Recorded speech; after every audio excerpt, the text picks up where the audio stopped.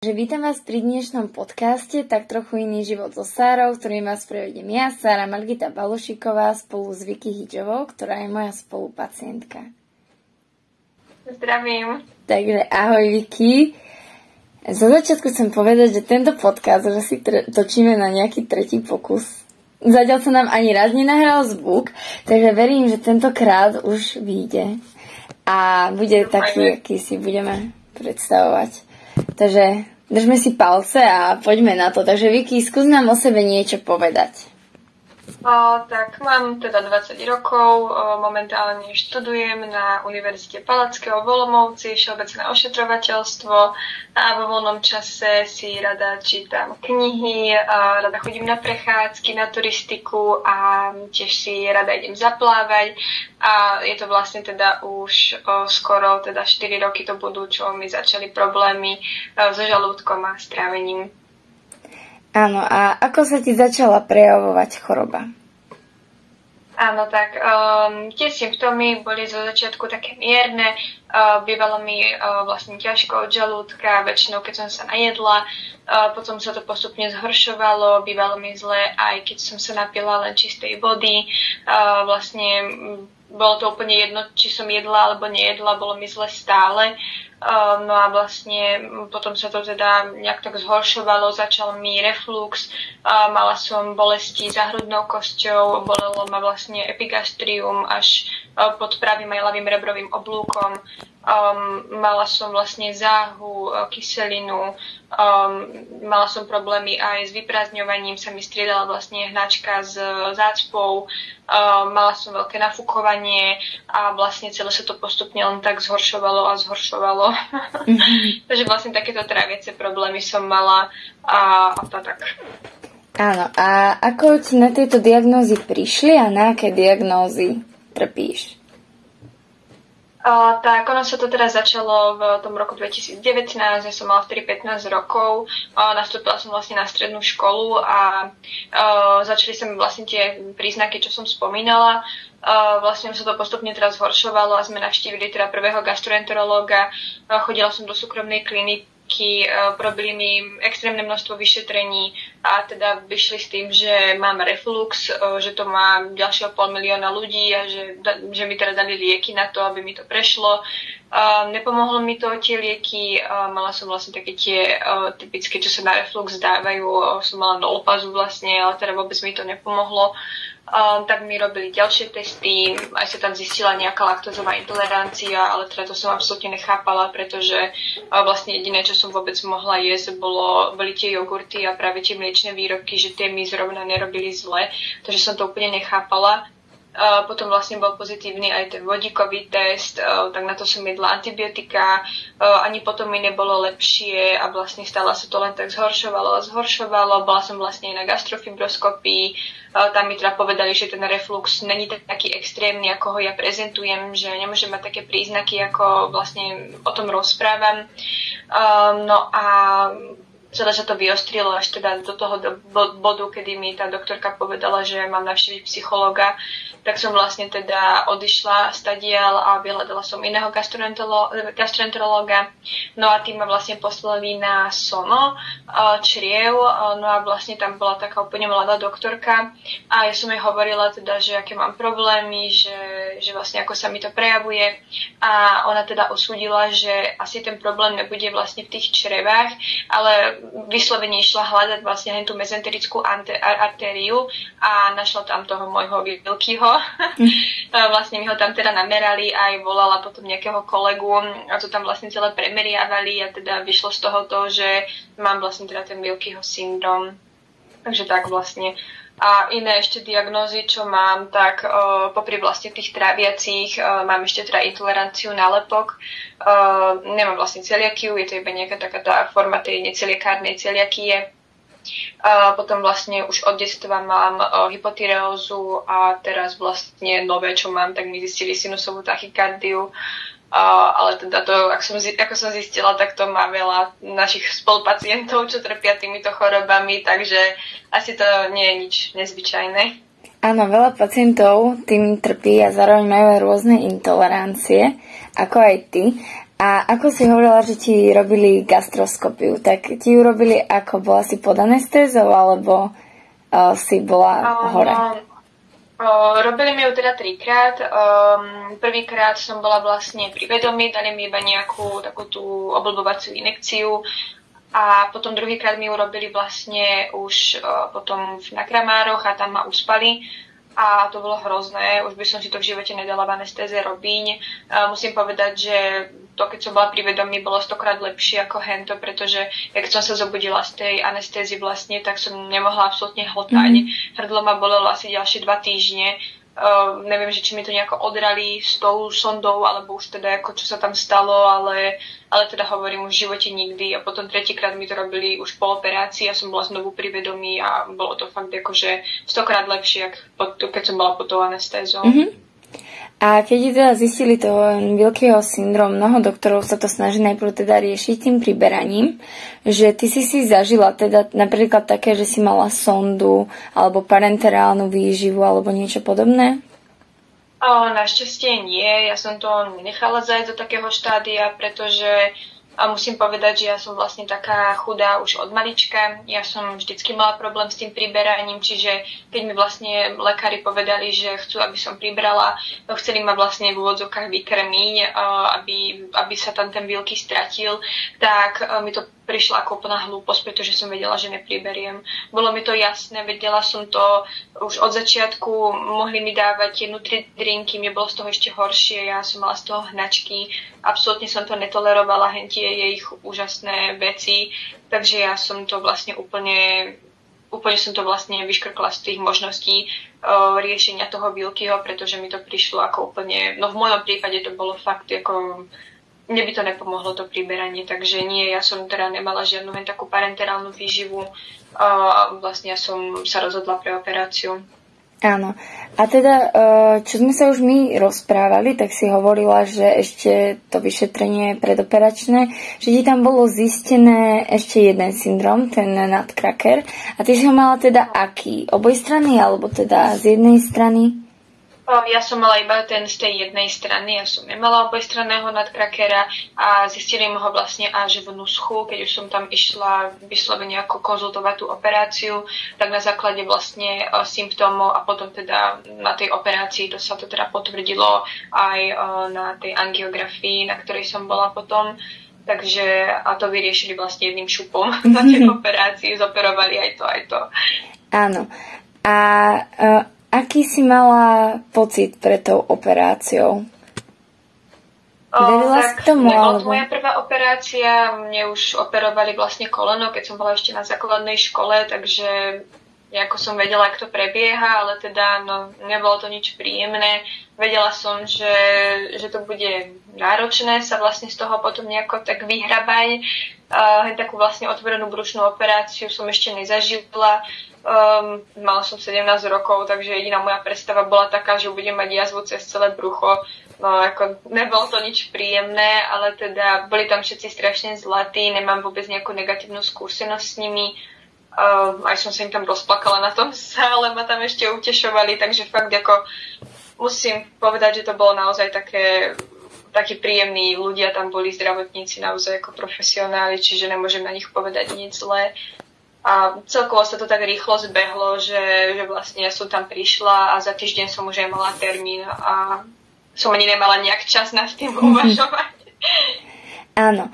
No a aké to bolo pre teba po operácii začať opäť jesť? Teda mať ten pocit, že môžeš už konečne jesť, lebo áno, akože myslím, že mnoho z nás, ktorí máme tieto ochorenia, už máme v hlave zafixované, áno, že je nám zle, keď sa najmä bude nám ešte horšie. A ako si to vnímala po operácii? Áno, je to presne tak, jak hovoríš. Mala som taký istý strach, ako to vlastne popisuješ. Aj teda ten pán doktor, ku ktorému som chodila, mi vlastne po operácii povedal, že teraz je rad na mne, že oni vlastne spravili to, čo mohli. A vlastne teraz bude rád na mňa, aby som si nejako uvedomila, že už mi není zle, že už mi nemá byť z čoho zle a že to bude veľmi ťažké pre mňa, ale že to musím nejako zvládnuť, že oni mi pomohli a teraz si musím pomôcť ja sama.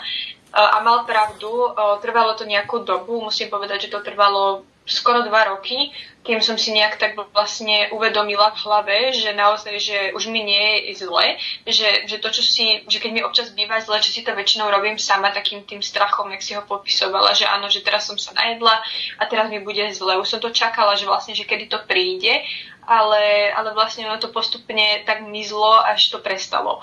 Čiže myslím si, že jediný liek na to je čas, a nejako si to vlastne tak postupne uvedomiť, že naozaj, že sa už nemusím báť, že vlastne nebudem vracať, nebude mi zle, ani nič podobné.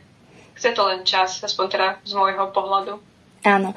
A ako to bolo s rekonvalescenciou po tej operácii, že ako dlho trvalo teda to zotavenie toho, že si mohla konečne začať kvázi normálne jesť? Ja som tam bola vlastne týždeň a ja som normálne tuhú stravu som začala príjmať už tam v tej nemocnici. Začali sme vlastne s takými zemiakmi a takými tými ľahkými vecami, brokolicou a podobne. No a vlastne potom, keď som išla domov, tak mi povedali, že vlastne nemám jesť zrniečkové, v zmysle vlastne, aby sa to tam nejako nezasekávalo, že by to malo byť také tekuté, že aby som postupne teraz začala nejako zaraďovať tú stravu. No a ja musím povedať, že do nejakého mesiaca som jedla už úplne normálne. Ja som sa po mesiaci vrátila normálne do školy a som teda študovala vtedy na strednej zdravotníckej škole. Ja som sa vrátila na prax, ja som tam úplne normálne fungovala.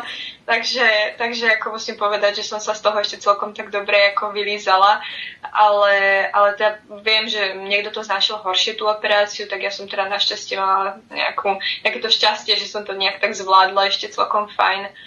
Ale teda musím povedať, že to vôbec nebolo také hrozné, ako som si to predstavovala. Som si myslela, že to bude hrozne dlho trvať, že to bude náročné, že proste nebudem môcť chodiť, alebo ja neviem, čo som si proste predstavovala. A už tam v tej nemocnici oni ma pekne krásne strepali z postele, chodte sa osprchovať.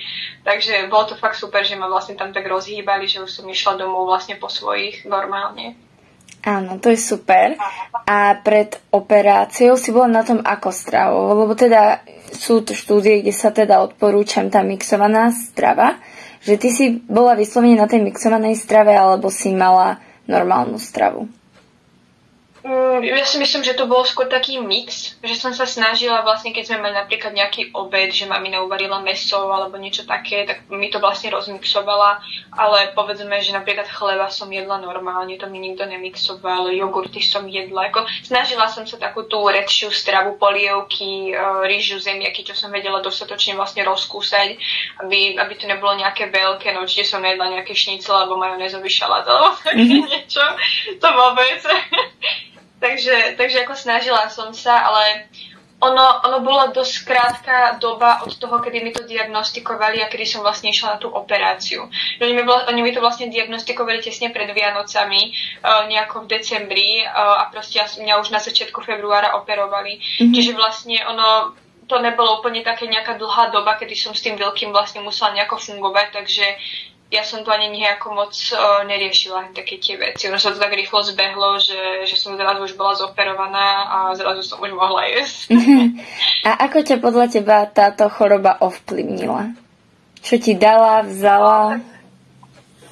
Tak ovplyvnila ma dosť do veľkej miery. Vzala mi takú tú jednoduchosť toho tínežerského života, ako sme sa bavili aj predtým, že skrátka chodili moje kamarátky, skrátka normálne žili a ja, celý môj život sa točil iba okolo toho, že mi je zle a že sa nemôžem najesť a tiež som sa bala proste chodiť von, že mi príde zle, že budú na mňa všetci pozerať, že si budú myslieť, že čo mi je a neviem, proste som mala takéto ako pocity a našťastie bol vtedy COVID, takže ja som mohla byť doma zavretá a rozmýšľať nad sebou. Ale teda ako vzalo mi to takú tú jednoduchosť toho takého toho ešte detského života prakticky. No a čo mi dala? No tak dala mi vďačnosť za zdravie, že si máme vážiť toho, keď sme zdraví a dalo mi to takú silu do života vlastne. Som si už tak povedala, že keď som zvládla hento všetko, že už zvládnem asi čokoľvek. Ja som povedala, som bola podľa mňa už u každého lekára na svete okrem urológa. Ja naozaj, ja som už prešla takými vyšetreniami, že ja hovorím, ako ja už asi zvládnem všetko. Takže vlastne dalo mi to takú silu, no. Áno. A ak si hovorila, že akože si sa bála toho názoru tých kamarátov, keď prídeš von, alebo že čo si budú myslieť, tak stretla si sa s názormi, že simuluješ, si anorektička, lebo si spomínala, že teda po svojich psychológovi a že ako si sa pri tom cítila, lebo tak nie je to dvakrát príjemné, keď na teba poukazujú? Aj, není to príjemné. Na mňa vlastne poukazovali už od malička, ak som hovorila, že som bola proste chudá a mami vždycky nejakí okolo idúci, čo ako známi hovorili, že som strašne chudá, že vyzerám ako anorektička, že majú so mnou niečo robiť a takéto vlastne podobné komentáre. No a potom vlastne, keď som začala hen tak chodiť po lekároch, tak áno, oni keď vlastne nevedeli mi nič diagnostikovať, tak buď mi napísali do papierov, že mám dyspeptický syndrom, to zbožňujem, dyspeptický syndrom, proste nevieme, čo vám je, tak máte dyspeptický syndrom, alebo ma proste poslali tomu psychológovi. Ja som u toho psychológa naozaj bola, pretože mala som jedno také obdobie, že som fakt na sebou rozmýšľala, že či mi fakt nehrabe, či si to naozaj nevymýšľam, že či to naozaj nemám v hlave, že som bola po toľkých vyšetreniach, že to není možné, aby mi tam nič nenašli, že naozaj proste, že mne je fakt zle. Som mala ten pocit, že mi je zle, tak snáď si to nemôžem vymýšľať, ale teda išla som tam. A nepomohlo mi to, podľa mňa to bolo ešte horšie, lebo ja som tam len plakala, lebo proste ona vyťahovala na mňa také veci, že naozaj nemyslím si, že to malo niečo spoločné s tým všetkým. Takže vlastne áno, stretla som sa s tým, že simulujem, aj že teda mám ísť psychologovi, psychiatrovi, aj teda neviem čo, aj som potom na základe toho vlastne odišla z tej súkromnej kliniky a išla som vlastne hľadať iného toho lekára, lebo neviem, no, bolo to celé také nepríjemné. Necítila som sa dvakrát najlepšie, keď mi to rozprávali, pretože, no, tak kto by sa cítil príjemne, keď by mu rozprávali, že simuluje, že je hypochonder a podobne. Takže no, nebolo to zrovna príjemné. A ako to vnímali a možno aj vnímajú teraz rodina, kamaráti, súrodenci? Tak vtedy to bolo dosť také zvláštne. Moja mamina najskôr teda sme to nejako neriešili, lebo tak bolo mi zlé, keď som sa najedla. Ale potom už vlastne, keď mi bývalo zle stále, tak už to začalo byť také, že už mamina sa aj bála. No a potom, keď to tak prepuklo celé, tak to bola čistá beznádej. To bola beznádej v celej vlastne našej rodine, že skrátka sme nevedeli, čo mi je. Mamina nevedela, alebo teda rodičia nevedeli, ako mi majú pomôcť. Bolo to celé také depresívne, ešte do toho bol ten COVID, boli sme všetci zavretí doma, takže vlastne bolo to celé také, bolo to fakt nepríjemné obdobie, to musím povedať. Ale mám také šťastie, že mám fakt skvelých ako kamarátov a ľudí okolo seba a väčšina z nich sú takí alebo úplní zdravotníci už teraz, takže musím povedať, že to oni to chápali trošku inak, jak moja rodina, že oni to ako tak vedeli trošku pochopiť, že ozaj stretávali sa na praxi s pacientami, takže vedeli aj jak majú so mnou komunikovať, takže to ako pochopili, ale teda no, s tou rodinou to bolo trošku ťažšie a nemyslím si, že to do dnešného dňa úplne pochopili a chápem, dokážu akože so mnou existovať, ako ja som neskutočne vďačná, že to so mnou vydržali za tie roky, ale nemyslím si, že sa dokážu tak vcítiť do mňa, ako by možno aj chceli a to sa ani nedá, pretože keď ten človek nezažije, tak nevie. Ale teda musím povedať, že čo sa týka takto môjho okolia, tak tí nemali nejaké negatívne vlastne poznámky ku mne, našťastie. Áno, pochopiť to je veľmi ťažké, pretože nevedia si predstaviť to, ako napríklad my možno povieme, že padá mi jedlo do žalúdka. Že my naozaj cítime tie kúsky jedla, ktoré nám tam padá a to sú také rôzne situácie, ktoré nevedia pochopiť, ak si to nezažijú. No a ako sme sa dostali už tomu zdravotníctvu, prečo si práve vybrala, že by si chcela byť zdravotná sestra? Tak neviem na to úplne odpovedať. Ja som od malička chcela ako pracovať v zdravotníctve, mňa to úplne očarilo. Ja keď som bola dieťa, tak sme boli na dovolenke v Chorvátsku a ja som tam videla v sanitke, jak tam niekoho oživovali.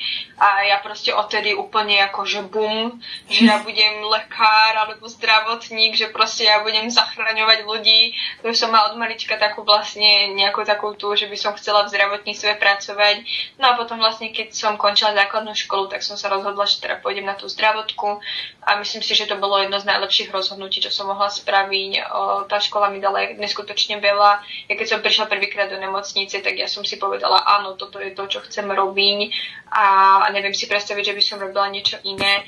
Takže vlastne nemalo to úplne nič spoločné s tou mojou chorobou, lebo tu som dostala až keď som bola na tej zdravotke, takže tak, ale nemenila by som. Baví ma to neskutočne a chcem v tom pokračovať aj ďalej. To je úplne skvelé. A ako zvládaš tú bezlepkovú intoleranciu? Je to nejaké náročné s tou stravou, alebo zmenila si ju?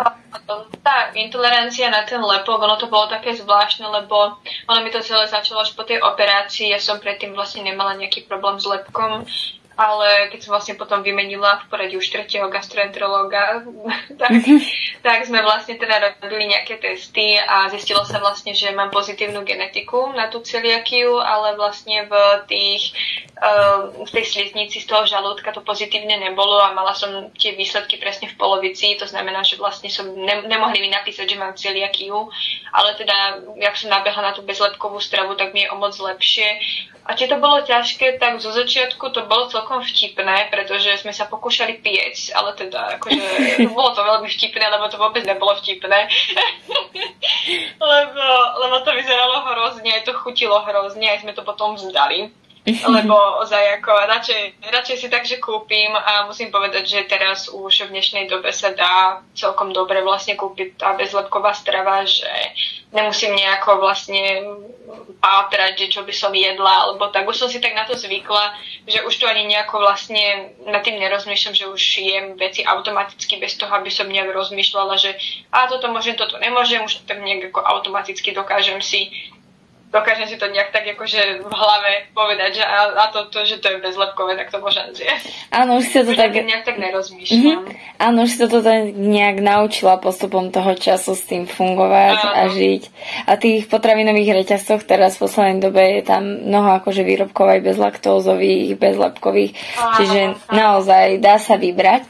A ešte keď teraz sa ako cítiš po tej operácii? Je ti dobré úplne, alebo...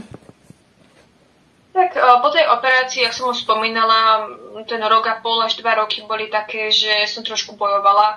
Aj teda som nabiehala na tú bezlepkovú stravu, aj skrátka som si musela v tej hlave uvedomiť, že už mi vlastne není zle. Ale teraz momentálne mi je veľmi dobre. Ja som fakt rada, že som na tú operáciu išla, že som teda sa nerozhodla to priberať, lebo to neviem, kam by som sa teda dopracovala tak. Ale teraz mi je veľmi dobre. Normálne jem, dám si na obed pizzu, není mi vôbec nej zle, kľudne, mekáč, úplne v pohode. Áno, myslím, že... Už tak občas musím povedať, že samozrejme už nikdy nebudem zdravá, tak ako nikto z nás. Už to nikdy nebude také, aké to bolo vlastne predtým, alebo teda predtým, ako som mala tie príznaky. To si myslím, že mi dá zapravdu každý, kto tie syndromy má, že už sa skrátka z toho vyliečiť nedá úplne.